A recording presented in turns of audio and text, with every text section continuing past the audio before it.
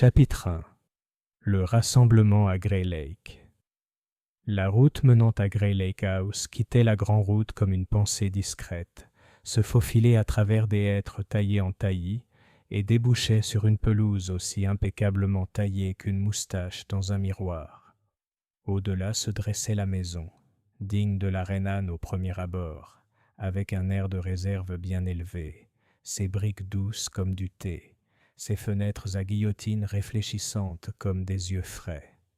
Au centre de l'avant-cour s'élevait une fontaine de pierre claire, un bassin à plusieurs niveaux soutenu par 3 dauphins, la gueule ouverte comme mi-amusée, mi-horrifiée par les provincialismes de l'humanité. L'eau fine et argentée ruisselait du bassin supérieur et projetait une légère brume qui captait des fragments de soleil de l'après-midi. Le capitaine Arthur Hastings, récemment rentré d'un voyage en Amérique du Sud et profitant d'une quinzaine de jours champêtres avant l'automne londonien, avait été invité par une connaissance à la fête du week-end de Grey Lake. Une curiosité bienveillante l'avait saisi. On y trouvait des allusions, non plus que des allusions, à une famille réputée, une protectrice influente, et un cercle qui s'était récemment élargi aux écrivains, aux éditeurs et à ces êtres fragiles qui vivent d'idées et de prestige, et souvent aussi de désespoir personnel. En descendant de la Bentley qu'il avait ramenée de la gare, Hastings fut d'abord attiré par la fontaine. Une copie romaine d'un original grec avait proposé le chauffeur avec l'érudition facile que l'on trouve parfois à la campagne. De près, Hastings constata que la pierre avait été nettoyée récemment. Les petits sillons des lèvres des dauphins étaient exempts des pellicules brunes et vertes habituelles.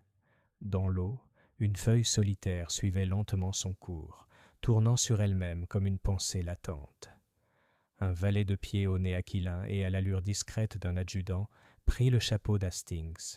« Capitaine Hastings, Lady Eugénia vous attend sur la terrasse. Le thé est servi. » Hastings suivit l'escalier jusqu'à une terrasse dallée où des tables recouvertes de nappes blanches se dressaient en rang, comme si le régiment de tartes et de sandwichs avait été inspecté et jugé exemplaire. Lady Eugénia Vale se leva d'une chaise en osier. Elle avait cette prestance qui atténue la lumière du soleil pour la lui rendre avec intérêt lorsqu'elle sourit. 55 ans, peut-être, avec des cheveux argentés qui semblaient une composition délibérée et réussie. L'élégance ne l'accompagnait pas tant qu'elle ne la commandait. « Mon cher capitaine Hastings, » dit-elle d'une voix qui avait connu les comités et les avait surmontés. « Vous connaissez la moitié des gens ici, j'en suis sûr, mais je serai zélé et vous présenterai aux autres. » Hastings murmura un plaisir conventionnel. Lady Eugénia, assise entre la reine et le maréchal, lui fit réciter les noms. « Voici Monsieur Basil Quarles, un de nos dramaturges modernes. Il écrit des pièces où personne ne sait vraiment qui a insulté qui jusqu'au dernier vers, où chacun rentre chez lui furieux et satisfait. » Monsieur Quarles, au teint sombre et maigre d'une intensité blafarde, accueillit la description avec un sourire qui ne lui parvint jamais jusqu'aux yeux. « Mademoiselle Iris Penaligon, ma secrétaire. Elle me donne une meilleure idée de la logique qu'elle ne l'est. » Une jeune femme, petite, aux sourcils lisses et à l'air sérieux, inclina la tête. Sur la table à côté d'elle se trouvait un porte-document en cuir noué d'un ruban et un stylo-plume, décapuchonné, brillait comme une petite rapière. Monsieur Arnold Wycherley, éditeur. Ou du moins, le genre d'éditeur qui choisit ses manuscrits comme un fermier consciencieux choisit ses étalons. Wycherley était blond, rose et pimpant, avec une boutonnière presque trop soignée. Il avait l'air légèrement harassé d'un homme qui jongle entre l'art, le commerce et les repas de tous les tempéraments.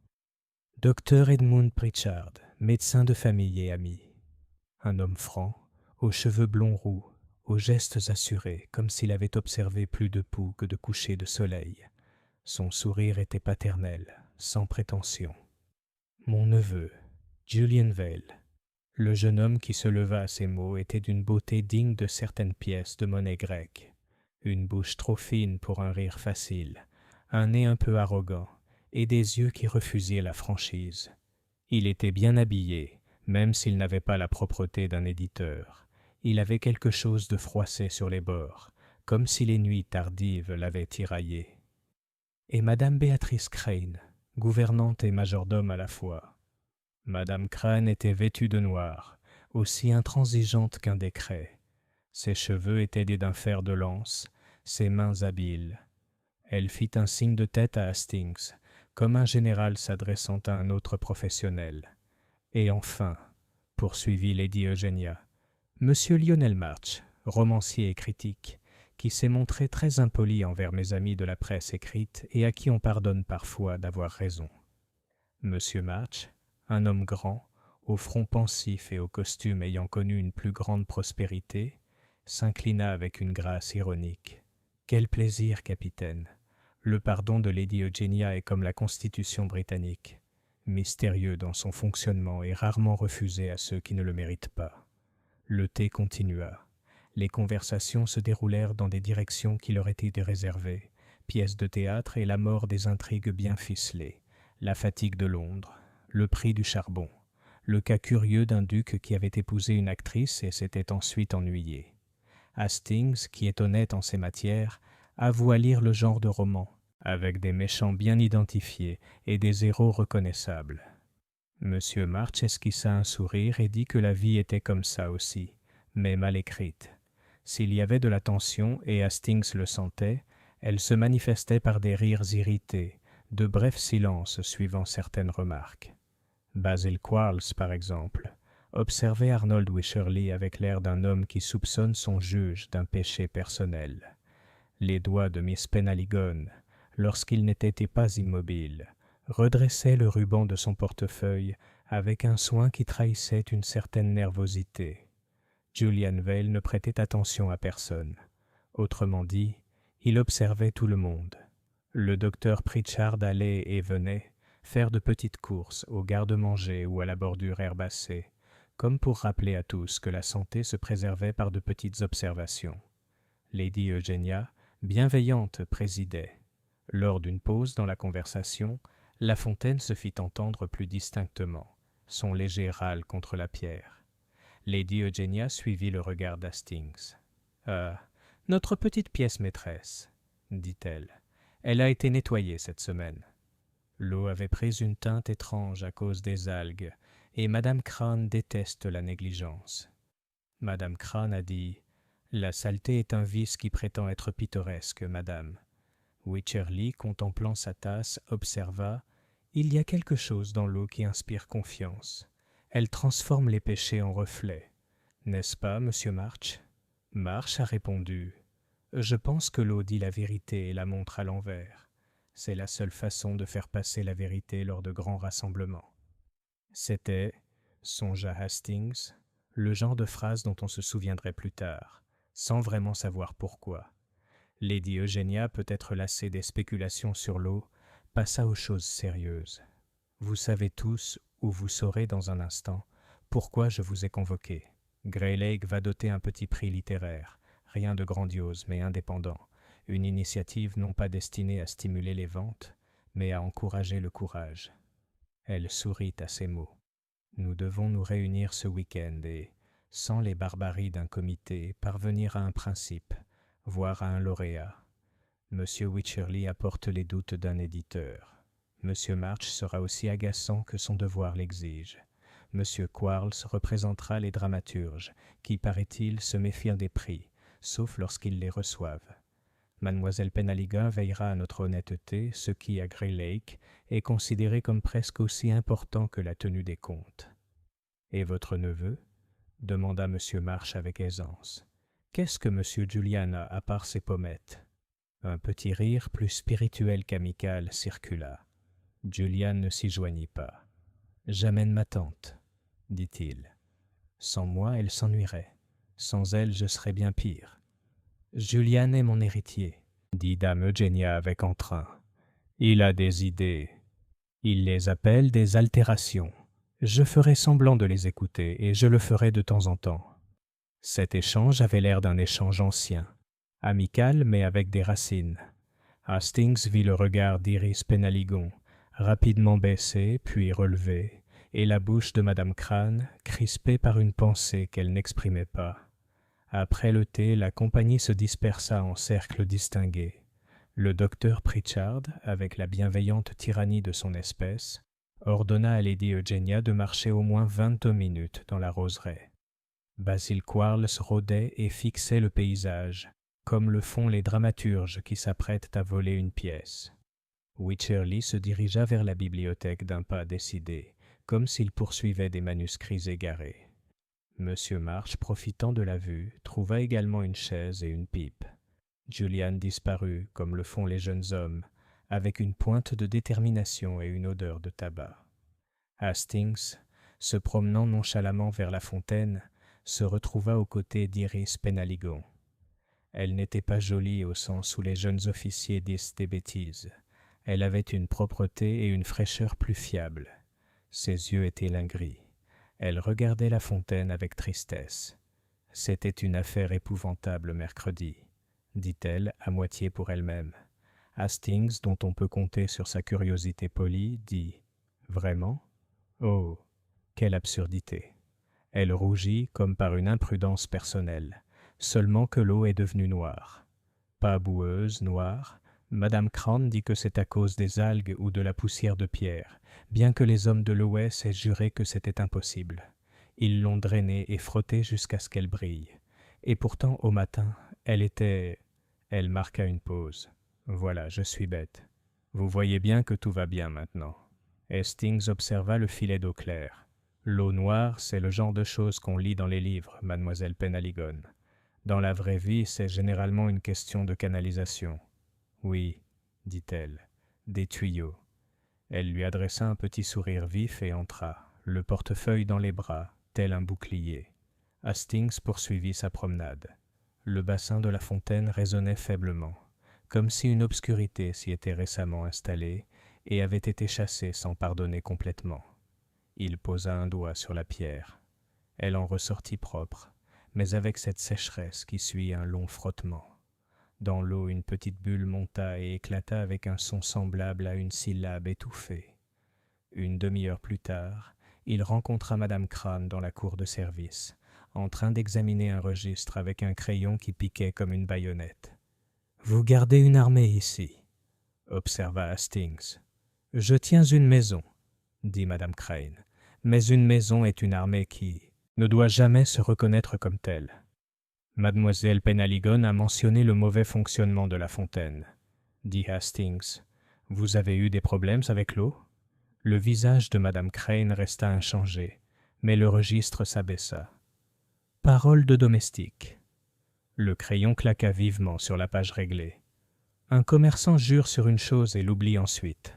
L'eau coule là où l'indiscrétion la laisse. Nous avons mis fin à l'indiscrétion. Hastings, habitué aux sergents qui ne vous disaient rien et vous sauvaient la vie, hocha joyeusement la tête et se retira, avec le sentiment que la maison était plus que ses salons, comme le sont toutes les maisons convenables. À la bibliothèque, il trouva Wycherley en train de retirer des volumes d'une étagère avec une sorte de révérence anxieuse. « Voilà, » dit l'éditeur en sortant un livre, « ce qui rendait l'Angleterre tolérable, des essais qui prônent la modération dans des phrases longues. Personne ne les lit. » Hastings disait qu'il lisait mal les essais. Le regard de Wycherley se porta sur la pendule de cheminée, une pièce oblongue en bronze ornée de chiffres romains, et en dessous, d'une plaque gravée de la devise « Veritas stillat » La vérité coule. Lady Eugenia adore les inscriptions, dit Wycherley. Elle en a partout, sur les horloges, sur les linteaux, sous les portraits. Elle croit que les mots peuvent remettre le monde en ordre. Hastings sourit. Elle a l'air d'une femme qui a souvent réussi. Wycherley serra les lèvres. Et parfois, ça nous a manqué. Ça nous arrive à tous. Dehors, le soleil baignait la pelouse, et des voix, celles de Lady Eugenia et du docteur Pritchard, s'élevaient dans une aimable dispute. L'une insistait sur l'importance des roses pour le moral, l'autre défendait la quinine.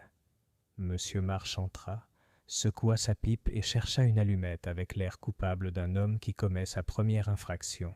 « Sais-tu ce que je préfère dans les maisons de campagne? Elles semblent du pouvoir absorber la méchanceté.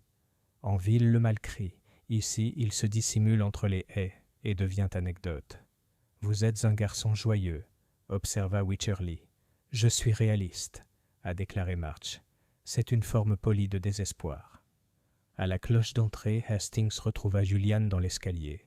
Le jeune homme s'arrêta à la fenêtre du palier, regardant la fontaine. « Elle est jolie le soir », dit-il, comme si Hastings le lui avait demandé.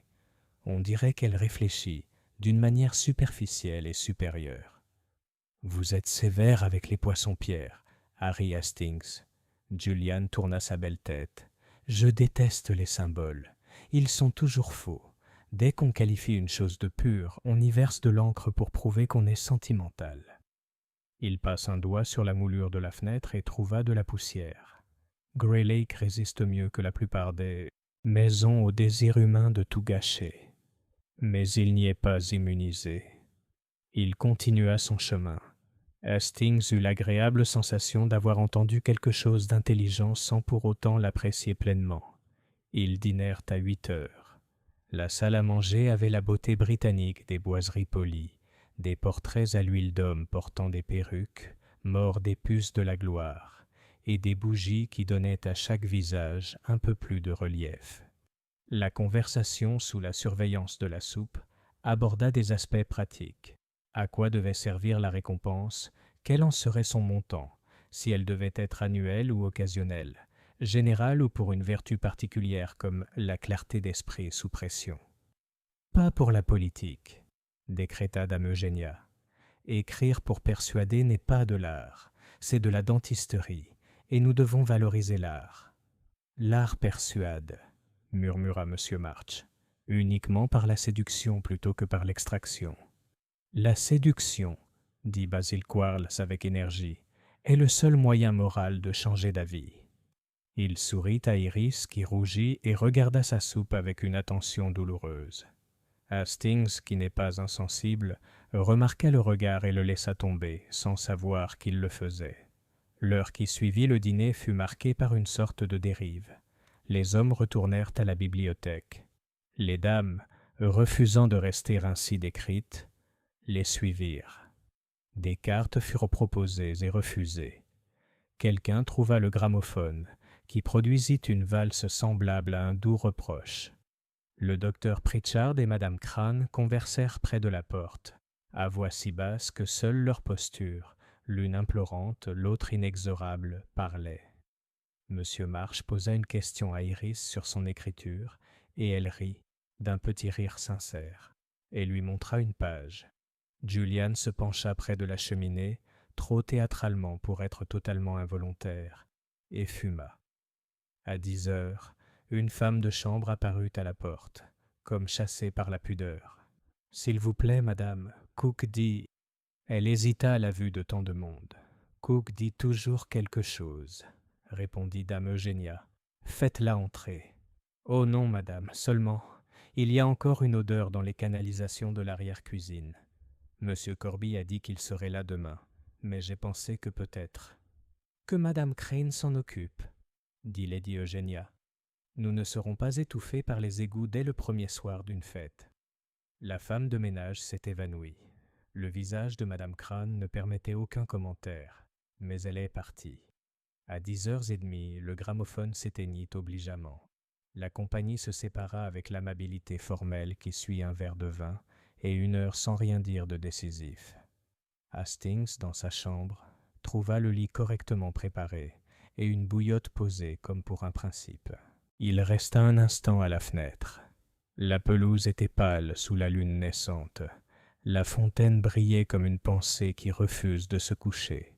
Quelque part dans le couloir parvinrent les voix étouffées de 2 personnes qui ne souhaitaient ne pas être entendues, ainsi que la souplesse révélatrice d'une porte se fermant trop doucement. Une horloge sonna la demi-heure, pas la cheminée de bronze de la bibliothèque. Celle-ci avait un son plus faible, peut-être l'horloge du palier, avec son agitation ordinale. Quelque part, un renard aboya. Hastings dormait, comme le fait un homme qui n'a encore rien vu qui puisse lui inspirer de la peur. Il se réveilla un peu avant 7 heures, avec cette clarté soudaine qu'offre la campagne, où les rêves cèdent aux oiseaux. En s'habillant, Il entendit faiblement le tintement et le murmure du travail matinal. La maison, tel un navire, se remettant en ordre avant le lever des passagers. Sur la terrasse, la première fraîcheur matinale reposait comme une main attentive. La fontaine jouait. Hastings descendit les marches et s'en approcha. L'eau, qui hier n'était qu'un ruban argenté et triant, semblait plus sombre, bien qu'à cette heure la lumière soit trompeuse. Il plongea sa main dans le bassin et la remonta avec un sursaut. Une fine tache s'étalait sur ses doigts, non pas brune comme la terre, mais bleu-noir, couleur de vieilles lettres et de vieux registres. Il regarda de plus près. Le jet de la cuvette supérieure coulait sans changement, mais à l'endroit où il touchait l'eau, la surface s'étalait en volutes délicates qui s'amincissaient et disparaissaient, de l'encre se dissolvant dans l'eau. Pas grand-chose, pas un déluge, une suggestion, comme une leçon d'écriture. Hastings regarda autour de lui. La pelouse était vierge de toute trace de pas. Le gravier portait les marques nettes d'un balai. Sur le rebord de pierre du bassin, près de la silhouette d'un dauphin, il y avait une marque, une tache, comme si une petite main, pas tout à fait propre, s'y était posée. Il se pencha et la toucha. Elle était sèche, poussiéreuse. Il leva les doigts et trouva une infime trace du même bleu-noir. Une porte claqua doucement quelque part. Il se redressa. Iris Penhaligon se tenait sur la terrasse, vêtue d'une robe bleue simple, un cardigan sur le bras. Elle avait l'air d'une personne qui ne dort pas complètement. Elle aperçut Hastings et descendit la moitié des marches. Ses yeux se posèrent aussitôt sur le lavabo et s'écarquillèrent, puis revinrent à la normale comme un obturateur. « C'est une belle matinée, » dit-elle. « On se sent incroyablement optimiste à cette heure-ci. » Hastings, qui était dans l'armée depuis trop longtemps pour crier l'alarme à la vue d'un peu d'encre, acquiesça simplement. Il s'essuya discrètement les doigts dans un mouchoir et le rangea. « Capitaine Hastings, » dit Iris au bout d'un moment, d'un ton qui feignait la désinvolture mais qui ne parvint pas à ses fins. « Puis-je vous demander, si vous remarquez quelque chose d'étrange dans la maison, auriez-vous l'amabilité de me le signaler avant d'en parler à qui que ce soit d'autre? » Lady Eugenia est facilement perturbée avant le petit déjeuner, et Madame Crane est toujours facilement agacée. Il la regarda avec une surprise franche. « Bien sûr, si vous le souhaitez, » dit-il, « mais je ne suis pas détective. » Elle sourit légèrement. « Non, mais vous avez l'air d'un homme qui dit la vérité sans la répéter. » Elle passa devant lui, comme pour cueillir une fleur qui, malencontreusement, avait poussé au mauvais endroit. Hastings l'observa, puis regarda de nouveau la fontaine. Il eut, comme souvent, le sentiment que quelque chose qu'il ne comprenait pas commençait à s'écrire, avec une plume qui trempait l'eau même devant lui. De l'intérieur de la maison parvint la voix de M. March, vive, pleine de l'énergie d'un homme qui a rédigé un paragraphe avant le café. Du côté du service, une faible exclamation, étouffée, puis le pas rapide de Madame Crane. L'horloge du palier annonçait 7 heures avec une clarté prétentieuse. Dans quelques heures, la maison serait pleinement réveillée, les visages reprendraient leurs expressions du jour, les conversations et les opinions reprendraient. Mais à cet instant, tandis que l'encre dessinait de faibles tracés qui s'étalaient et mouraient, Hastings sentit la première et délicate impulsion d'une histoire qui ne resterait pas dans les limites prévues. Ce fut, plus tard, un point qui l'impressionna. Combien la maison était silencieuse alors, avant que le bruit ne la découvre. Combien modeste était le premier signe. Combien on aurait pu facilement le manquer si l'on ne s'était pas arrêté, par hasard, à la fontaine et mis la main dans ce qui n'était pas, après tout, simplement de l'eau. Chapitre 2. Une ombre avant le petit déjeuner. À Grey Lake, le matin était particulièrement silencieux, comme dans un lieu où les domestiques s'activent déjà, mais où la maisonnée, à l'étage, n'a pas encore trouvé le sommeil. Les plateaux tintaient faiblement dans les couloirs, les volets s'ouvraient avec de discrets gémissements, et l'odeur du pain qui cuisait se mêlait à la rosée sur l'herbe tondue. La fontaine de l'avant-cour jouait comme avant, mais pour l'imagination inquiète d'Hastings, une légère tache s'était formée en son cœur. Lorsqu'il descendit à 8h30, il trouva Lady Eugenia Vale déjà assise à la table du petit déjeuner, imposante silhouette derrière sa forteresse de vaisselle d'argent. Son neveu Julian était assis en face d'elle, remuant nonchalamment le café comme s'il s'agissait d'une potion qui l'avait déçu. Madame Crane se déplaçait tel un général derrière sa maîtresse, dirigeant les valets de pied d'un mouvement de menton. Capitaine Hastings. Le salut à Lady Eugenia. Vous êtes ponctuel. C'est une vertu bien souvent négligée. J'ai bien dormi, dit Hastings, bien que ses pensées reviennent à contre-cœur au bassin avec ses faibles volutes d'encre. Julian eut un petit rire. Tout le monde dort bien ici, capitaine. Rien ne risque de nous réveiller, sauf peut-être un cauchemar occasionnel. Lady Eugenia ignora la remarque. Les autres sont en retard. Monsieur March griffonnait à l'aube, m'a-t-on dit. Monsieur Quarles rumine comme une chauve-souris jusqu'à midi. Le docteur Pritchard apparaîtra après avoir harcelé ses patients par courrier. Quant à Iris... À ce moment-là, Iris Penaligon entra, son portefeuille sous le bras, le visage serein. Elle adressa à Hastings un bref sourire de reconnaissance, comme pour lui rappeler leur conversation près de la fontaine. « J'ai préparé l'ordre du jour de ce matin, Lady Eugenia, » dit-elle en déposant un manuscrit sur la table. Ses doigts étaient légèrement tachés de bleu noir.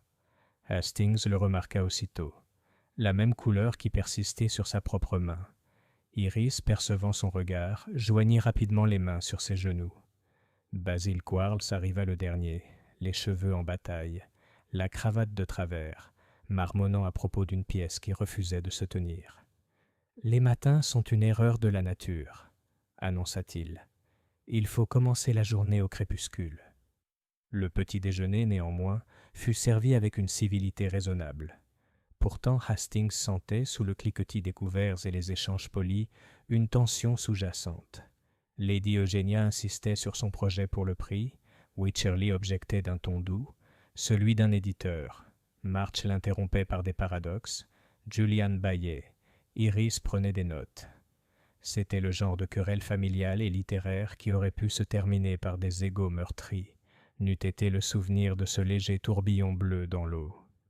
Après le petit déjeuner, Hastings se rendit sur la terrasse. Le matin s'était éclairci, la fontaine plus insistante.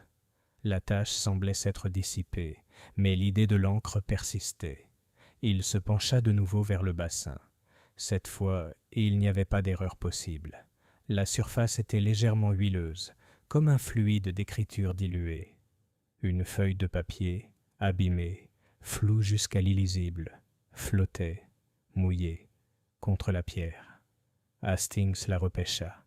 Les mots se rejoignaient, mais il pouvait à peine distinguer un titre tapé en majuscules. Le prix Vallée, critères en dessous, les lignes se dissolvent en de simples taches noires. « Mon Dieu !» murmura Hastings. « Mon Dieu, vraiment !» La voix derrière lui était douce, précise et teintée d'un léger accent belge. Hastings se retourna avec un étonnement sincère. Là, impeccable dans son costume gris impeccable, les chaussures brillantes comme la vérité, la moustache hérissée d'autorité, se tenait Hercule Poirot. « Poirot !» s'exclama Hastings. « Je ne savais pas que tu étais attendu. » Poirot inclina la tête, les yeux pétillants. « Non plus, mon ami, que Lady Eugenia. J'arrive sur invitation indirecte. Une petite affaire à l'Ouest m'a retenu. Mais quand j'entends parler d'un prix littéraire, quand j'entends parler de, comment dites-vous, d'encre qui apparaît là où elle ne devrait pas, eh bien, je me dis, Hercule Poirot, c'est peut-être ici qu'une petite bizarrerie vous attend. Et voici, c'est ainsi. » Il prit délicatement le drap trempé entre le pouce et l'index. « Regarde, Hastings. Les mots. Il s'envole, non ? Il se noie. Mais le titre demeure. Il reste toujours quelque chose. » Hastings éprouva un réconfort familier. La présence de Poirot, son assurance, transformait le mystère en problème, le problème en énigme. « Raconte-moi tout, » dit Poirot, et Hastings s'exécuta. L'eau noircie, les taches sur sa main, la demande d'Iris Penaligon, le papier flottant. Poirot écoutait en hochant la tête, ces fameuses petites cellules grises visiblement à l'œuvre. « Mon ami, dit-il enfin, ce n'est pas un caprice de canalisation ou d'algues. De l'encre, c'est délibéré, c'est symbolique. Quelqu'un transforme la fontaine en stylo, en buvard, peut-être même en avertissement. Un avertissement ? Les moustaches de Poirot se hérissèrent de satisfaction. Mais oui. Et toujours Hastings, dans des maisons comme celle-ci, où règne la richesse, la vanité, l'héritage, il y a aussi des secrets. Vous observerez avec moi aujourd'hui. Ensemble, nous verrons quels secrets résistent à l'eau et lesquels saignent comme de l'encre. » Alors qu'il se dirigeait vers la maison, la porte de la bibliothèque s'ouvrit et Julian Vale en sortit, pâle mais serein, une cigarette pendue entre ses doigts élégants. Il regarda Poirot avec un mélange de curiosité et de dédain. « Et vous êtes… » commença Julian. « Je suis Hercule Poirot, » dit Poirot avec une légère révérence. « J'arrange les faits. Je rétablis l'ordre. Parfois, je sauve même des réputations. Dites-moi, monsieur, trouvez-vous la fontaine belle ce matin ?» Le regard de Julian se porta vers le bassin. Ses lèvres s'étirèrent en un sourire qui n'en était pas un. « Magnifique ? Peut-être. Mais la beauté ici est toujours temporaire. Bonjour, monsieur. » Il poursuivit sa route sans un regard. Poirot le regarda partir. « Voilà Hastings. » Le jeune homme parle avec cynisme, mais dans son regard, il y avait de l'inquiétude. Nous ne l'oublierons pas. À l'intérieur, une cloche les convoqua au salon pour la première des discussions sur les prix de Lady Eugenia. Poirot ajusta ses menottes. « Viens, mon ami. Joignons-nous. On parlera d'art, d'honnêteté, de règles.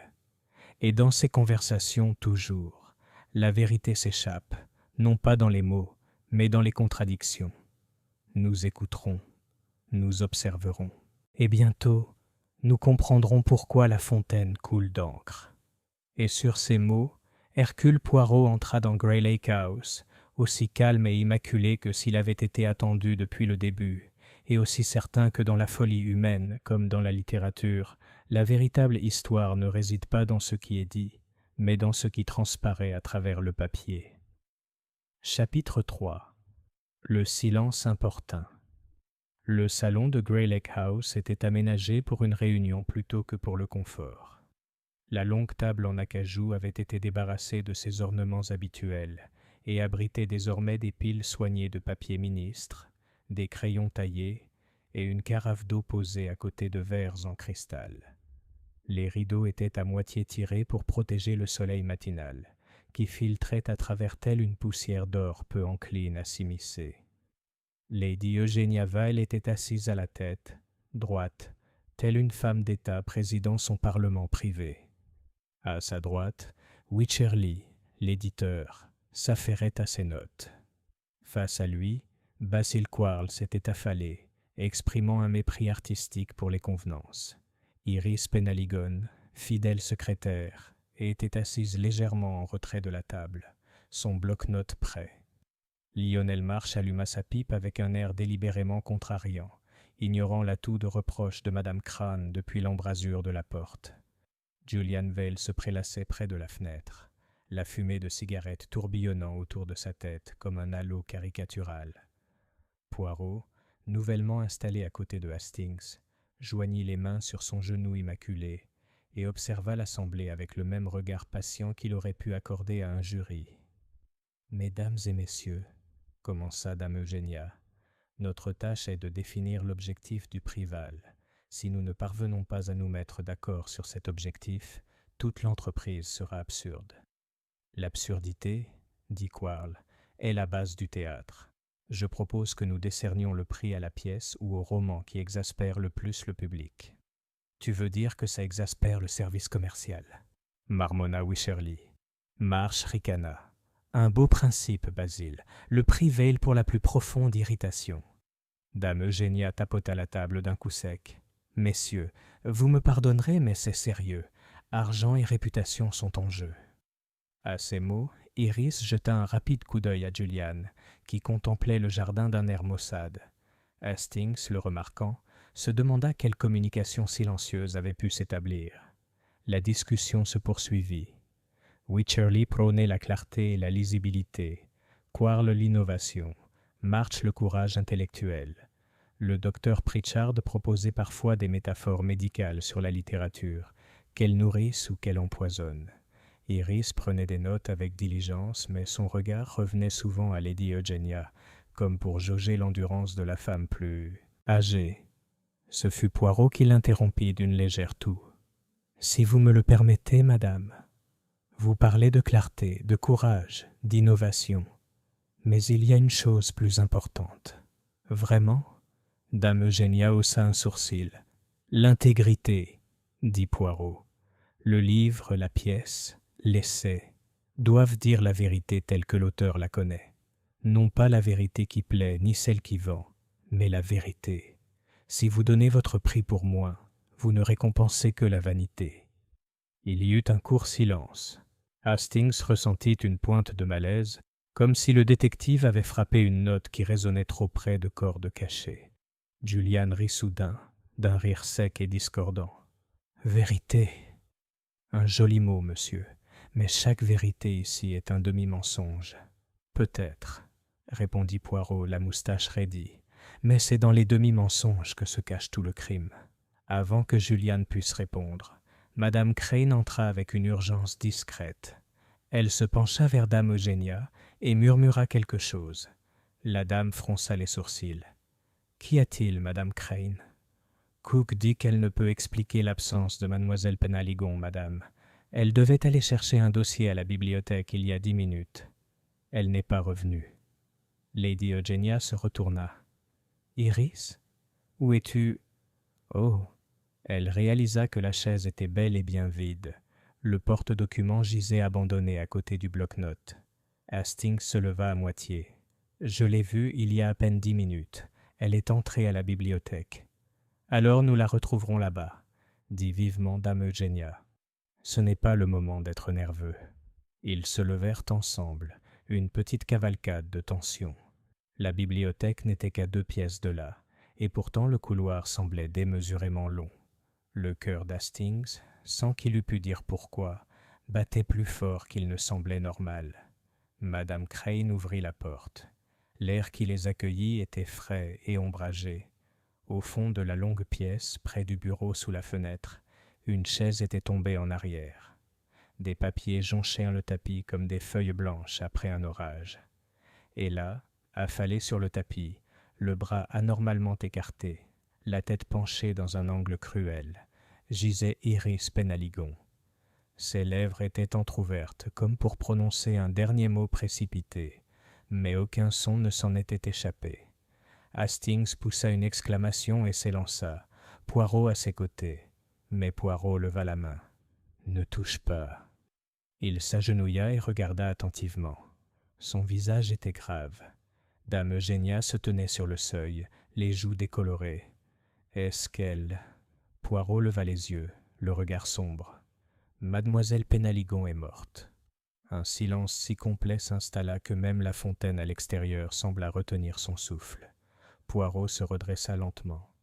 Observe Hastings. C'est papier. C'est le brouillon du règlement du prix, non? Et vois-tu l'encre dessus? Elle est tachée, comme si elle avait été renversée, et pourtant, il n'y a pas de bouteille renversée. Il jeta un coup d'œil à la main de la morte, ses doigts légèrement tachés de bleu noir. Ah, encore. L'encre. Toujours l'encre. Le docteur Pritchard donna un coup de coude, son instinct professionnel reprenant le dessus. Il se pencha, examina brièvement la scène, puis secoua la tête. Coup cassé. Elle n'a pas pu faire ça toute seule. Une chute peut-être. Mais voyez comme elle est allongée. Non, non, ce n'est pas un accident. Dame Eugénia vacillait, agrippée au bras de Madame Crane. Un meurtre? Ici? Chez moi. Poirot inclina gravement la tête. Oui, madame.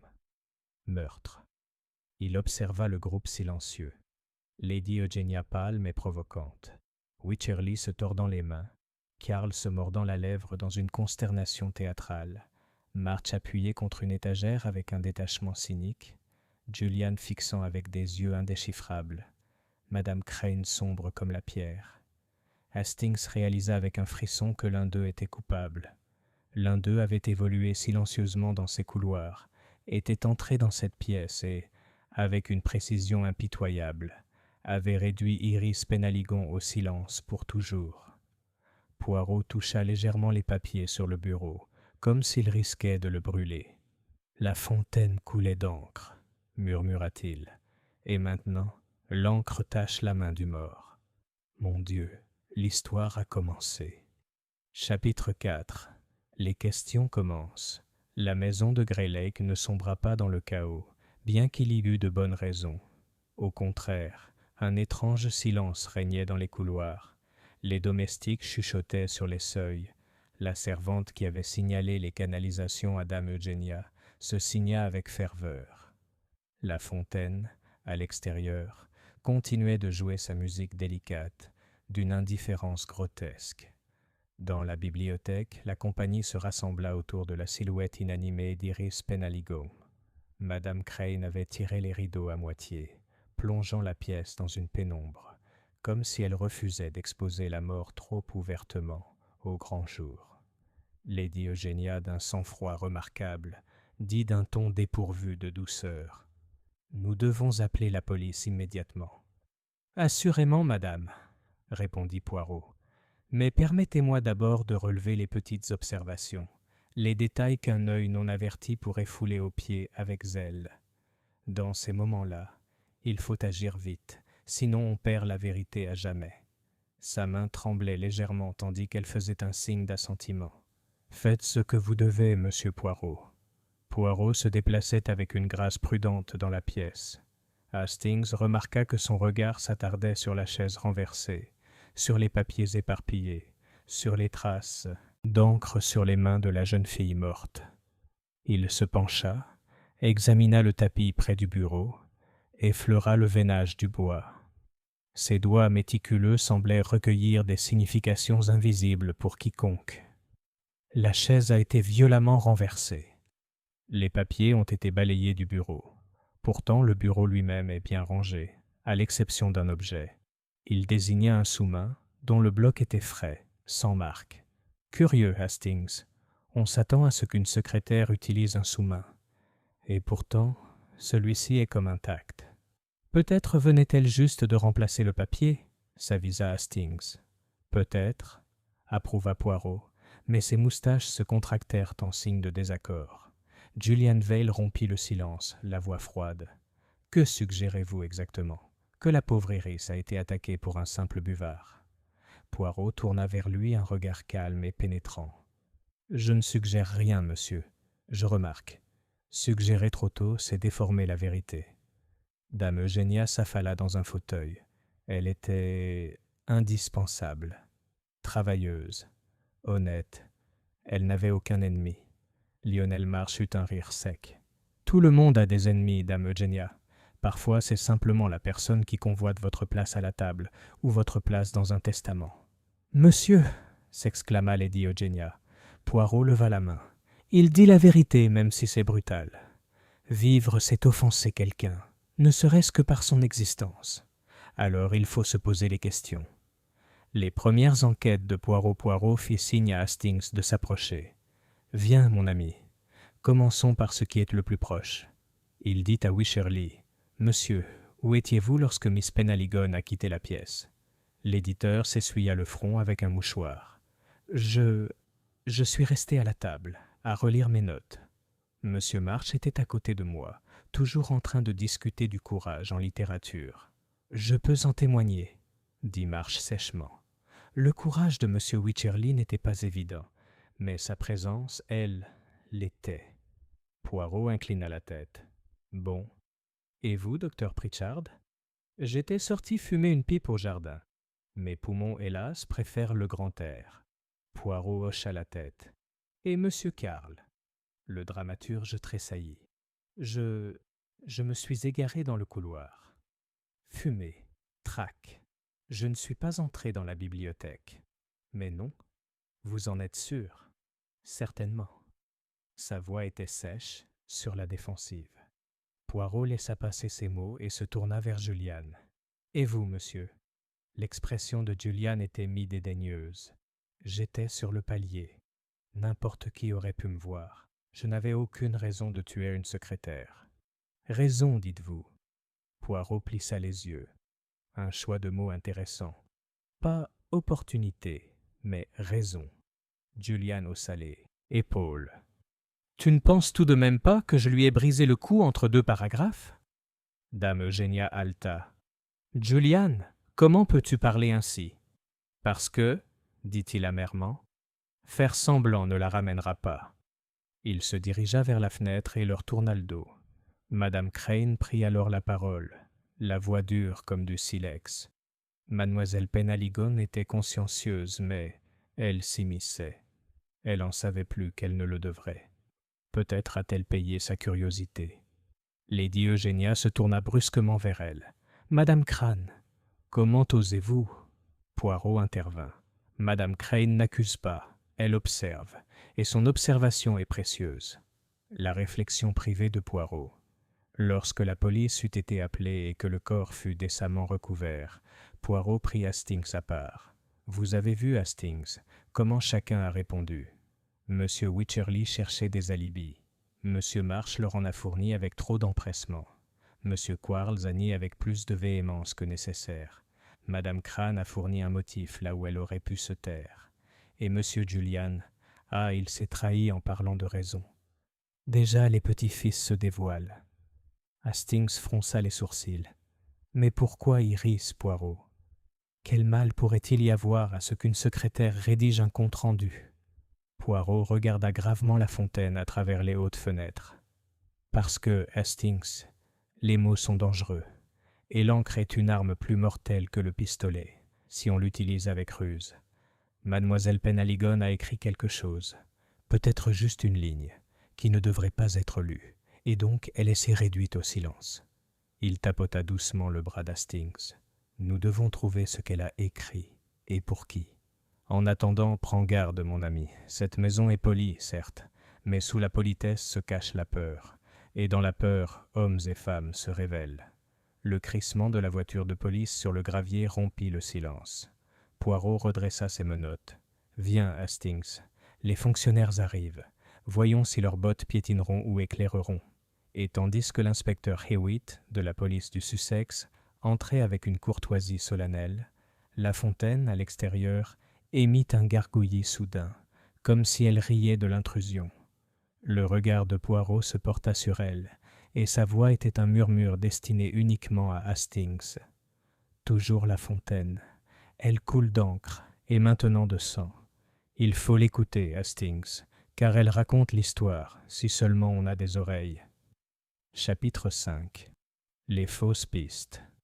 L'inspecteur Hewitt, de la police du Sussex, avait l'allure d'un homme dont le devoir est aussi précieux qu'un manteau bien coupé. Il était simple, consciencieux et conscient de l'autorité que confère le fait d'arriver en voiture avec 2 agents et une mallette en cuir. Il contemplait la bibliothèque d'un regard grave, percevant à la fois la tragédie humaine et son désagrément. « Je suis désolé, dame Eugénia, dit-il. Vous pouvez compter sur ma discrétion, mais je dois faire mon travail. Vous bénéficierez de toute l'assistance nécessaire, répondit-elle posée. Madame Crane, le personnel doit se présenter au petit salon. Monsieur Wycherley veillera à ce que nos invités restent disponibles. Il se tourna vers Poirot avec une courtoisie professionnelle. « Monsieur Poirot, votre nom vous précède. Je vous remercie pour vos observations, mais je dois mener les formalités à ma façon. »« Mais certainement, » dit Poirot avec une légère révérence. « Je suis ici, inspecteur, simplement pour observer, et peut-être, si vous le permettez, pour faire la petite remarque qui n'offense personne et qui profite à tout le monde. » Hewitt parcourut la pièce méthodiquement.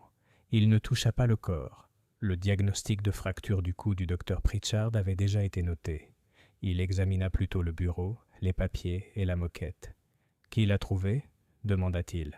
« Nous l'avons tous fait » dit Lady Eugénia. Elle désigna Hastings. Le capitaine Hastings était le plus proche. Hewitt interrogea Hastings avec une efficacité fulgurante. Hastings raconta son histoire sans détour. Puis, et Miss Penhaligon, qui l'a vue vivante pour la dernière fois? Je l'ai envoyée chercher un dossier à la bibliothèque, dit Lady Eugenia d'une voix plus calme. Elle a quitté le salon à 11h10. Le temps est précieux, observa Hewitt. Il consulta sa montre de poche et nota. Entre 11h10 et votre arrivée ici, combien de temps? 7 minutes, répondit aussitôt Madame Crane. J'ai regardé l'horloge en allant sonner la cloche du personnel. Bien, une fenêtre étroite. Il jeta un coup d'œil autour de lui. Bon, qu'est-ce qui manque? Ce fut Poirot qui désigna le buvard. Frais, murmura-t-il, et donc éloquent. Hewitt prit le buvard avec une pince à épiler. Cela ne lui dit rien. Il le reposa avec un léger grognement d'irritation. Un agent de police, explorant les bords du tapis, sortit un petit objet avec l'air triomphant d'un homme qui aurait trouvé une pièce dans le parc. « Pardon, monsieur. » C'était sous la chaise. Hewitt la prit. Une plume détachée, la pointe émoussée comme si elle avait été récemment forcée à un angle. Il la porta à la lumière. Le métal portait une légère trace de résidu sombre. « De l'encre, » dit-il. « Ou quelque chose qui se fait passer pour de l'encre, » murmura Poirot. Le regard d'Hewitt se porta vers le sol, à côté du bureau, où apparaissait un léger croissant de moquette plus sombre. « Qu'est-ce que c'est ?»« De l'eau, » dit l'agent en touchant et en reniflant. « Non, monsieur, pas d'eau. Ça sent le produit chimique. » Hewitt se redressa et son regard se porta vers la fenêtre. « Qui est venu à la fontaine ce matin ?»« Tout le monde, » avoua Hastings en rougissant. « J'y étais moi-même tôt. L'eau avait l'air bizarre. »« Étrange dans quel sens ?»« Taché, » dit Hastings, comme si le fluide d'écriture s'y était dissous. Hewitt serra les dents. « On va voir. » Il se tourna vers les invités. « Personne ne doit quitter la salle. Je vais prendre les dépositions une par une. » La pièce se vida peu à peu, telle une scène d'opéra entre deux actes. Poirot resta. Son regard suivit Basil Quarles, qui hésitait sur le seuil, avec l'air coupable d'un écolier attendant d'être rappelé. « Monsieur Quarles, » dit Hewitt d'un ton sec, « un mot, s'il vous plaît. » Basil se retourna. « Si vous le voulez bien, inspecteur. Je vous préviens, les matins et les meurtres sont tout aussi néfastes pour mon tempérament. » Hewitt le regarda d'un air neutre. « Ton tempérament survivra. Où étais-tu entre 11h10 et 11h17 ?»« Comme je l'ai dit à monsieur Poirot, à la dérive, » dit Basil. « Dans le hall. J'ai peut-être jeté un coup d'œil dans un cabinet rempli d'horribles bergères en porcelaine. Elles me désapprouvent, et je leur retourne le compliment. Quelqu'un t'a vu ?» Basil écarta les mains. Hélas, mes mouvements portent peu de témoignages. Le regard d'Hewitt baissa et Hastings vit ce qu'il vit. Le poignet gauche de la chemise de Basil portait une petite tache bleuâtre, rapidement tamponnée mais non effacée. Le regard d'Hewitt s'éclaira. « Qu'est-ce que c'est ?» Basil baissa les yeux et rougit. « Oh, ça. De l'encre. Une maladie de dramaturge. Elle n'épargne personne. »« De l'encre où ?» Le ton de Hewitt était d'une douceur trompeuse. De l'encre par-ci, de l'encre par-là. Je signe. Dame Eugénia a une manie des signatures. Il ne faut pas faire un mélodrame d'une tâche, inspecteur. Hewitt lui prit le bras et examina la manchette avec l'intérêt professionnel d'un tailleur. Bleu-noir de Prusse. Frais. Et votre autre manchette est propre. Vous écrivez de la main droite, monsieur Karl. Je fais. Alors pourquoi la tache est-elle sur ta gauche? Basil eut un léger sourire. Parce que la vie est perverse. Poirot intervint d'une voix suave. Aussi parce qu'un homme qui soulève un objet taché d'encre, un papier humide par exemple, ne choisit pas toujours la main qui vient à son secours. Ce sont les petites crises de l'improvisation, n'est-ce pas? Les yeux d'Hewitt ne quittèrent pas Basil des yeux. Êtes-vous entré dans la bibliothèque? Non, dit Basil trop vite. Hewitt hocha la tête comme un homme qui reçoit une carte. Merci. Restez à votre disposition. Une fois Basile parti, Poirot émit un petit son pensif. C'est le genre de personne qui ment mal, non pas parce qu'il est au méchant, mais parce qu'il a souvent dû mentir. À des femmes qui s'attendaient à ce qu'il soit meilleur qu'il ne l'est. « Vous le soupçonnez » demanda Hastings, surpris. « Je ne sais pas. Je constate que les preuves le désignent avec l'innocence d'un doigt peint par un enfant. » Les yeux de Poirot pétillèrent. Et ses doigts pointent souvent dans la mauvaise direction. La fontaine paraissait innocemment lumineuse sous le soleil de midi. Pourtant, lorsque l'agent de Hewitt trempa un mouchoir blanc dans le bassin, il en ressortit légèrement taché, et un parfum, âcre, métallique, monta dans l'air. « Ce n'est pas de l'encre ordinaire, » dit Hewitt en fronçant les sourcils. « Que dit votre nez, docteur ?» Le docteur Pritchard se pencha et renifla avec une gravité professionnelle. « Il y a un mordant, de la gale ferreuse, peut-être, bien que l'odeur soit plus prononcée. Il pourrait y avoir un réactif. » « Un tour de théâtre ?» suggéra March, qui était sorti nonchalamment avec les autres. Un dramaturge connaîtrait ses encres de scène. Basile, piqué au vif, dit « L'encre de scène ne casse pas les coups, et puis c'est généralement du vinaigre, du fusain et de la vanité. Néanmoins, a déclaré Hewitt, nous enverrons un échantillon au laboratoire. » Poirot resta immobile, regardant non pas l'eau, mais les dauphins de pierre, leurs bouches toujours ouvertes. Il suivit du regard le tuyau qui devait alimenter la cuvette supérieure. « Il y a un accès quelque part, » dit-il doucement. « Une petite valve peut-être, si l'on voulait introduire un fluide pour créer un spectacle. » Madame Crane, venue malgré la réticence d'un steward à montrer l'arrière-boutique à des inconnus, dit « Le robinet est dans la remise à outils, monsieur. Seul monsieur Corby et moi avons la clé. » « Monsieur Corby ? Notre homme a tout faire. Il s'occupe des pompes quand les hommes de l'Ouest ne le font pas. »« Et où est monsieur Corby ? » ?»« Lors de sa tournée, il passe une partie de la matinée au village. Je l'ai prévenu. » Hewitt prit la clé qu'elle lui tendait et envoya un agent de police au hangar. L'homme revint aussitôt avec un rouleau de fin tuyau en caoutchouc et une petite bouteille en verre vide dont l'intérieur était taché d'un bleu tenace. « Trouvez derrière le carter de la pompe, monsieur. » Les yeux d'Hewitt brillèrent. On avance. Un appareil de distribution. La bouteille se serait vidée lentement dans le courant. Il brandit la bouteille. Une étiquette était déchirée en lambeaux. Il en restait un coin, avec la lettre bête une partie, lire 3. Bleu de Prusse numéro 3, suggéra March. Fourniture d'imprimeur ou d'artiste. Hewitt regarda Basil Quarles, ou l'encre de scène d'un dramaturge. Basile s'emporta. Dois-je être puni parce que je sais comment on appelle les choses ? Le visage de dame Eugénia pâlit. Inspecteur, est-ce que tout cela est une comédie ? Est-ce que cela a un rapport avec Iris ? Hewitt serra les dents. Le lien est suffisamment évident pour que je puisse procéder. Nous allons fouiller les pièces à la recherche d'éléments correspondants. Votre consentement sera apprécié. Un mandat pourra être obtenu si nécessaire. Lady Eugénia s'est imposée avec toute son autorité. Vous pouvez fouiller ma maison, inspecteur. Madame Crane, vous veillerez à la coopération du personnel. Madame Crane inclina la tête. Ils le feront.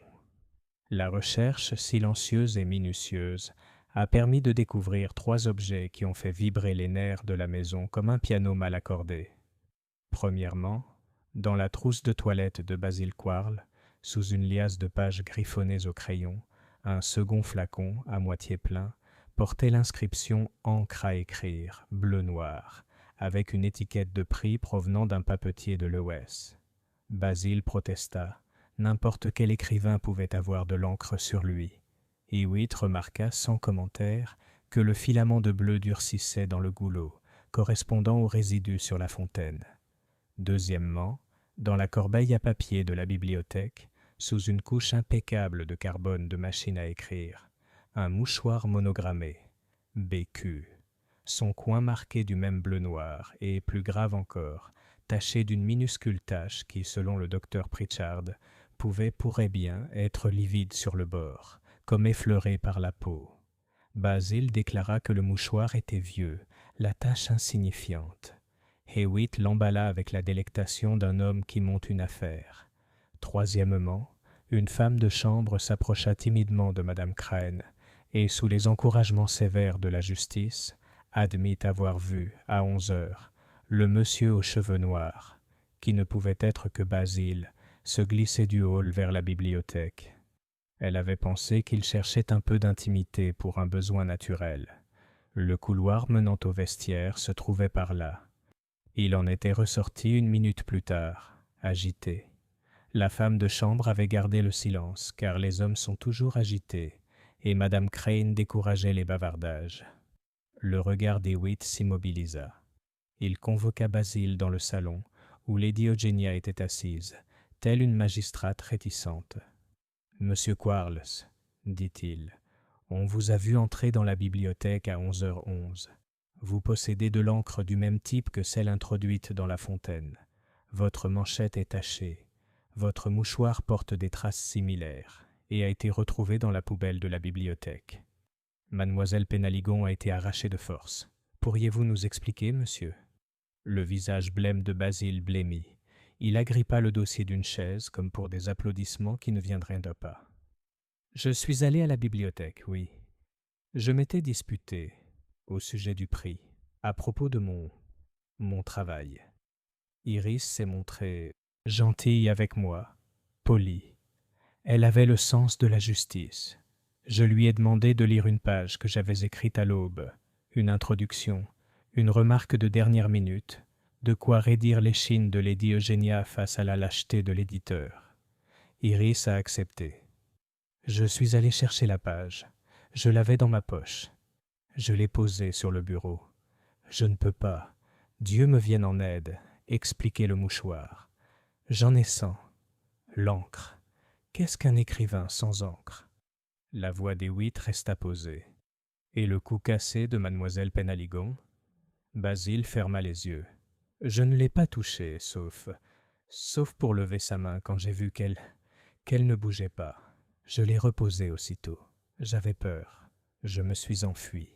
Quelle honte. C'est aussi le comportement d'un homme coupable, a déclaré Hewitt.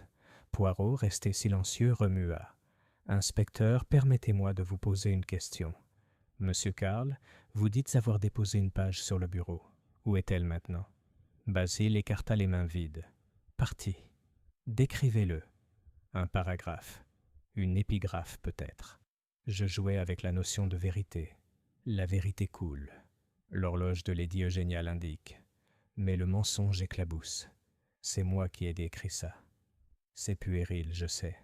Les yeux de Poirot se tournèrent lentement vers l'horloge en bronze de la cheminée de la bibliothèque, visible à travers la porte ouverte, la petite plaque sous les chiffres. La vérité coule, il hocha la tête comme si une concordance privée avait été confirmée. Et à qui destinez-vous ce petit aphorisme ? À Dame Eugenia, à Wycherley, à Iris d'abord, pour voir si ça marcherait. Eh bien, ça marchera. Hewitt prit une brève note, puis referma son carnet d'un coup sec. Monsieur Quarles, jusqu'à nouvel ordre, vous êtes assigné à résidence. N'essayez pas de partir. Basil rit alors, un rire rauque qui ne lui servit à rien. Assigné à résidence. Dans une maison de campagne, les dieux de la farce sont indulgents aujourd'hui. Dame Eugenia, à sa décharge, grimaça. Inspecteur, Basil est stupide et vaniteux. Il n'est pas violent. La violence, a déclaré Hewitt, est souvent une chose soudaine chez un homme vaniteux lorsqu'il rencontre de la résistance. Il se retira. La porte se referma avec la douce autorité du bois qui a fermé les pires secrets. Hastings et Poirot trouvèrent un moment seuls dans le couloir qui surplombait l'avant-cour. La fontaine lançait son jet d'eau espiègle. Une libellule s'envola, survécut et poursuivit son chemin. Hastings expira. C'est accablant pour Karl, Poirot. L'encre, la manchette, le témoignage de la servante, le mouchoir. C'est vrai, acquiesça Poirot d'un ton léger. C'est bien, trop bien. Tu penses qu'il est innocent ? Je pense, dit Poirot, qu'un meurtrier, qui installe une bouteille et un tube dans une fontaine pour symboliser l'encre, n'est pas comparable à un dramaturge qui renverse de l'encre sur sa manchette et écrit de mauvais aphorismes avant le déjeuner. Je pense que les mouchoirs voyagent. Je pense que les servantes voient ce que les coupables souhaitent qu'elles voient, et que parfois les coupables se donnent la peine d'être vus. Surtout, je pense que même si la vérité est simple, elle est généralement incomplète. Il pencha la tête. Dites-moi, Hastings, que dit votre instinct de soldat de Basil Quarles? Peut-il se briser le cou en silence? Hastings hésita. Les mains de Basil étaient fines, ses poignets nerveux. Il pourrait, frénétiquement, mais ce ne serait pas propre. Juste comme ça, et ça, les doigts de Poirot mimèrent une torsion précise et cruelle. C'était propre, efficace.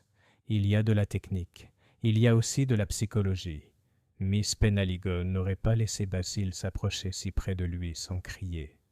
C'est le genre d'homme à qui les femmes offrent des mouchoirs, pas de la confiance. Hastings réfléchit. Et alors, le regard de Poirot se porta vers l'escalier où Julian Vale avait disparu plus tôt, vers la porte où Madame Crane se tenait telle une sentinelle, vers le jardin où le docteur Pritchard fumait avec un calme admirable, vers la bibliothèque où Wycherley, rose et transpirant, tripotait maintenant ses papiers comme si un contrat pouvait le protéger du destin. « Nous allons faire un petit cadeau à l'inspecteur, dit-il. Nous lui donnerons l'évidence. Il sera heureux. En attendant, nous chercherons ce qui ne l'est pas. Le leur, Hastings, nage avec vigueur. Il est peint uniformément, très rouge. Il faut admirer son énergie. » Ils furent rejoints par Hewitt, dont le pas avait la vivacité d'un homme portant une mallette. « Monsieur Poirot, vous serez heureux d'apprendre que j'ai déjà téléphoné pour demander des menottes. »« Ah, dit Poirot, des menottes pour les menottes. » La symétrie, comme elle ravit le cœur. Hewitt parut un peu piqué. « Tu me trouves trop impatient. »« Je te trouve assidu, » répliqua Poirot d'une voix douce. « Et je pense que l'assiduité est un filet qui attrape des poissons.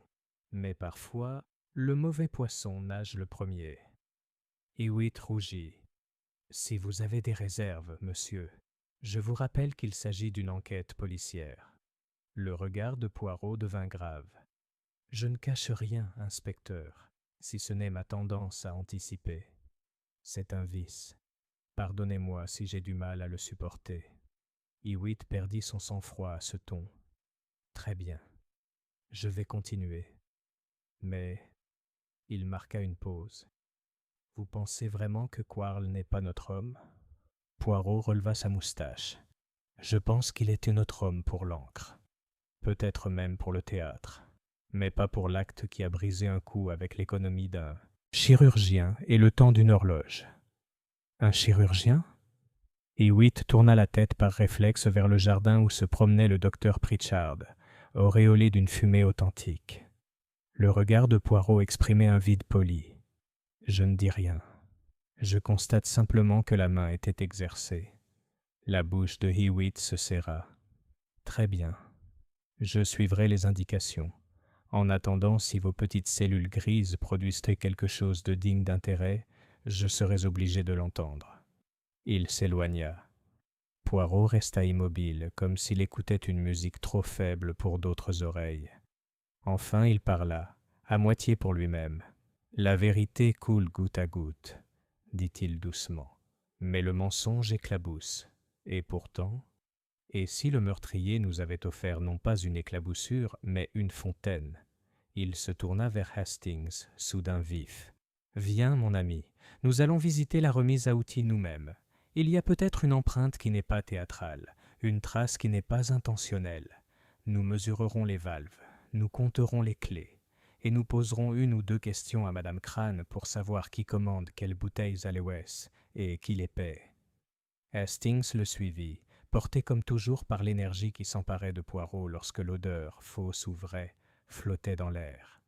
Derrière eux, la maison ferma ses portes sur le midi, respirant comme un grand animal qui sait qu'il est traqué et espère que s'il reste immobile, le chasseur passera. À la fontaine, une nouvelle ondulation effleura la surface. Peut-être n'était-ce que la brise, peut-être qu'une fraction supplémentaire du fluide subtil et invisible avait réussi à s'échapper du serpentin caché. Elle déploya un léger tourbillon sur l'eau claire, aussi délicat qu'une écriture manuscrite. Poirot s'arrêta, le vit et sourit un peu sinistrement. « Courage, Hastings, dit-il. Le hareng rouge nage. Mais bientôt, très bientôt, nous allons attraper le requin. » Chapitre 6. Un indice détaillé. La remise à outils se dressait derrière la haie d'if, telle une servante qui en sait trop. Sa porte était fraîchement récurée. Le cadenas de cuivre brillait d'une obéissance qui fit plisser les yeux de Poirot plutôt qu'approuver. Madame Crane, ayant fourni la clé à l'inspecteur Hewitt, était rentrée dans son domaine avec la raideur d'un soldat qui ne conteste pas les ordres et ne les pardonne pas non plus. À l'intérieur, l'air sentait l'huile, le bois humide et les modestes meubles de campagne qui se maintiennent en parfait état. Des rouleaux de tuyaux, des pots de peinture dont les couleurs séchaient sur le bord comme des langues desséchées, un râteau trop bien rangé pour être parfaitement honnête. Hastings, qui avait été soldat et invité, savait distinguer l'ordre véritable de l'ordre présenté à l'inspection. Le hangar était un théâtre de diligence. Poirot, avec sa propreté habituelle, tenait ses mains derrière lui, comme s'il ne voulait contaminer ni les objets ni lui-même. Il se pencha sur la petite pompe galvanisée qui alimentait la fontaine, scruta les recoins encombrés de toiles d'araignée autour de sa base, puis attira l'attention d'Hastings d'un index fin et précis. « Regarde, mon ami, la poussière sur le dessus du boîtier de la pompe, là où on poserait un objet un instant. Elle est déplacée ici, et intacte là. La bouteille trouvée par l'inspecteur, elle n'a pas toujours vécu derrière le boîtier. Elle était restée là, brièvement, pendant que les mains rangeaient le tube. » Hastings hocha la tête. « Et les mains ? » ?»« Les mains, Hastings. Ne portez pas de gants. Regardez, voici l'endroit où le talon d'une paume a appuyé pour faire levier sur le boîtier. L'huile a préservé les stries. Elles ne sont pas profondes. Notre meurtrier est méticuleux, mais elles sont longues. La main n'est pas petite. Dans une maison d'hommes et de femmes, cela ne rétrécit pas grand-chose, dit Hastings avec ironie. Ça se rétrécit si l'on se souvient du métier, répliqua Poirot. Une main habituée à la pression et à l'angle laisse une signature. Ce n'est pas la main du dramaturge qui tâche ses poignets et s'agite sur les adjectifs, ni la main de l'éditeur, calleuse à force de plumes, mais incapable de communiquer avec la force. Celle-ci, il bougea le doigt comme pour appuyer sur un point précis, est une main qui comprend les articulations. Hastings pensa involontairement au docteur Pritchard. « Vous voulez dire… » »« Je ne veux rien dire, » dit Poirot avec une douceur exaspérante. « J'organise les faits comme une servante arrange les fleurs, dans un ordre qui paraîtra inévitable plus tard. » Il se redressa. Près de la pompe se trouvait une petite clé dont les mâchoires étaient réglées à une certaine largeur et s'écartèrent comme si elles avaient été brusquement interrompues. Poirot mesura l'ouverture à l'œil nu, puis sortit de sa poche un petit mètre en papier. « Hé, hé !» Le réglage correspond à l'écrou de l'entrée de la pompe. La personne qui travaillait a été interrompue, ou devait revenir. Un minuscule débris s'était logé dans l'acier molleté. Une fibre, longue comme un cil, de fil noir légèrement brillant. Poirot la souleva avec le respect dû à une relique et la déposa dans sa casemate. « De la soie, » dit-il, « ou une très bonne imitation. »« La robe de Madame Crane, » suggéra Hastings. « Elle est noire. Madame Crane porte du crêpe de laine pendant la journée. On voit le grain. Celui-ci est plus lisse. Réfléchissez, Hastings. Qui ici porte du noir qui soit aussi une question de vanité ?» Hastings examina l'assemblée. La cravate de Basil était d'un raffinement négligé. La boutonnière de Wycherley était blanche. Marsh portait un tweed sobre, mais Shavian. Julian. La veille, le smoking de Julian était noir. Et dans cette maison, le jeune homme déambulait comme d'autres s'habillaient, dans des tenues qui auraient été formelles ailleurs. « Tu penses à Julian ? » ?»« Je pense qu'un fil est un fil et qu'une veste est une veste, » disait Poirot. « Rien de plus, jusqu'à ce que ce soit plus. » Ils retournèrent à la maison. La cour était peuplée de domestiques. par 2 ou 3, qui détournèrent le visage comme si l'intimité pouvait être obtenue en ne se voyant pas. L'inspecteur Hewitt s'était installé dans le petit salon et recueillait les dépositions avec une patience qui pouvait passer pour de l'ennui. Poirot, qui ne commettait jamais cette erreur, laissa l'inspecteur à son travail et conduisit Hastings à la bibliothèque. « Ici, dit-il doucement, nous ne regardons pas le corps qui a disparu, ni le drame des papiers jetés, mais les petites choses qui ne savent pas mentir. » Le bureau était resté tel quel, à ceci près que le dessus du buvard laissait apparaître une feuille neuve, vierge, trop vierge, comme un visage fraîchement poudré après les larmes. Poirot le souleva de 2 doigts. « Frais, murmura-t-il. L'inspecteur a seulement vu que ça ne lui disait rien. Mais il n'a pas demandé pourquoi. Une secrétaire qui écrit, dicte et prend des notes. Elle utilise le buvard. Toujours. Le papier en dessous. Eh bien, on verra s'il a la mémoire que le dessus n'a pas été autorisé à garder. » Il fit glisser la feuille propre, révélant le support cartonné et, en dessous, un autre buvard, légèrement usé. Poirot sortit de sa poche un petit crayon, de ceux que mâchonnent les écoliers, et commença avec une délicatesse presque sacerdotale à ombrer la surface par traits légers. Hastings vit apparaître un fantôme. Les formes inversées des lettres s'épanouissaient sous le graphite, comme écrites par l'invisible. Un mot d'abord, puis le trait qui l'entourait. Codicille. Hastings inspira. « Un mot juridique, celui-là, » dit Poirot avec délectation. « On n'écrit pas de tels mots dans les maisons de succession sans provoquer de petites brises. Continuez. L'ombrage a mis en lumière des fragments, allégués, en cas de... seront exclus. J'y vais. » La ligne se brisa en rayures là où la main s'était levée, puis revint avec plus de détermination. Un autre mot, faible mais certain, surgit comme un poisson hors de l'ombre, avec effet immédiat. Poirot s'arrêta, satisfait. « Tu vois, Hastings, notre demoiselle a écrit plus que quelques minutes pour un prix. » Hastings le fixa du regard. Lady Eugénia modifiait son testament. Peut-être. Ou du moins, je rédige un brouillon pour y ajouter quelque chose. Et les initiales, JV, sont bien celles que tu imagines. Mais écoute. Il tapota légèrement la ligne. C'est une fausse piste à l'encre noire. Elle nage dans une direction trop attrayante. Tu penses que quelqu'un l'a plantée ? Je crois que quelqu'un a retiré la feuille du dessus pour empêcher ce piège, sans imaginer que la feuille du dessous le trahirait. C'est de la panique, pas un plan. La panique est propre aux innocents qui découvrent les morts, ou aux coupables maladroits. Lequel choisirons-nous ? Observez encore, Hastings, le flux des lettres. Elles sont inversées, bien sûr, mais vous pouvez voir l'inclinaison caractéristique. L'écriture d'Iris Penhaligon, nette, légèrement penchée vers la droite. Je l'ai vue sur son agenda. Mais ici, il désigna le JV.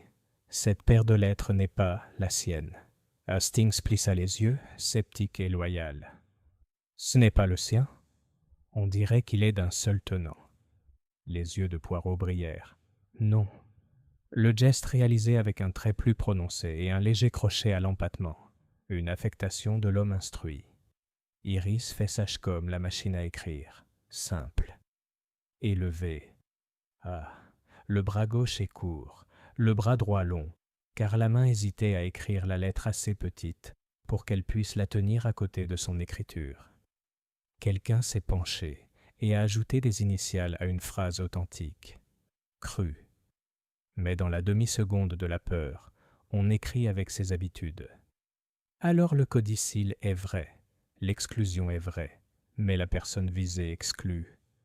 Hastings leva les yeux, consterné. N'était-ce pas Julian ? Ou pas forcément, dit Poirot. Peut-être un autre avec ses initiales, bien que je n'en connaisse aucune ici. Ou peut-être qu'il n'y avait pas d'initiales du tout, et qu'un ami bienveillant les a ajoutées pour nous indiquer la voie. Quoi qu'il en soit, ce n'est pas encore une preuve. C'est cependant une petite chanson que le journal chante quand on l'encourage. Il se tourna vers les feuilles éparpillées sur le tapis, C'était le projet de règlement du Prival. Certaines étaient dactylographiées, d'autres portaient l'écriture soignée d'Iris. Plusieurs présentaient la même tache bleu-noir qui avait offensé le nez d'Hastings.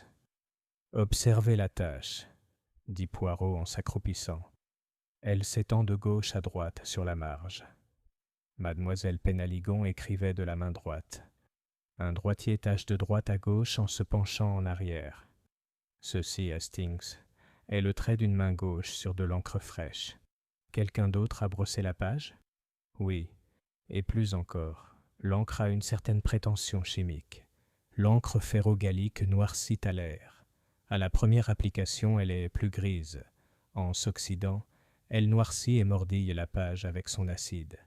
Ici, voyez-vous, la tache est plus claire que les traits restants.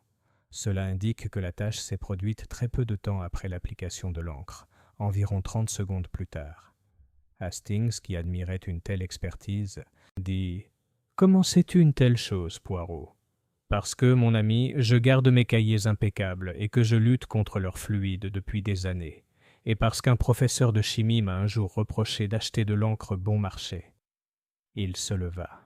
« Voilà la petite contradiction.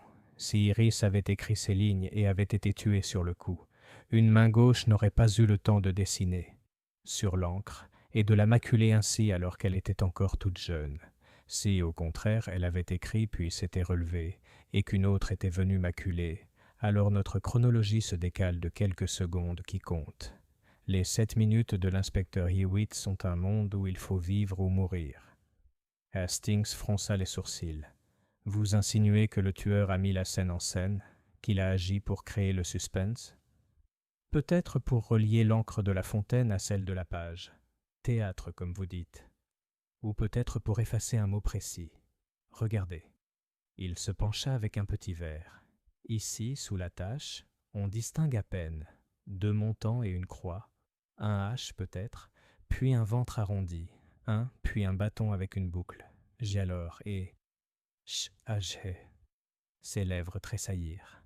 Jardin non, Jardin 1, ou beaucoup plus anglais, Hagens. C'est incertain. Mais je pense que le mot était Hastings. Hastings sursauta. « Mon cher ami !»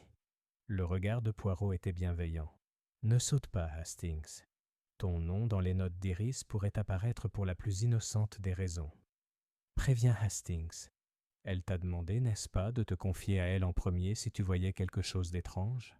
Ou demande-leur à Hastings. Tu es fiable. Pourtant, pour le meurtrier maladroit, voir Hastings sur une page pourrait sembler une menace et doit être flou. C'est encore de la panique. » Hastings déglutit. « Je n'aime pas être un mobile accidentel. Ce n'est rien.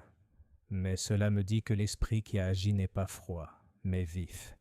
Et pourtant, le meurtre lui-même, si précis, est dû à la fraîcheur de la main et non de la tête. » Il s'approcha de la fenêtre.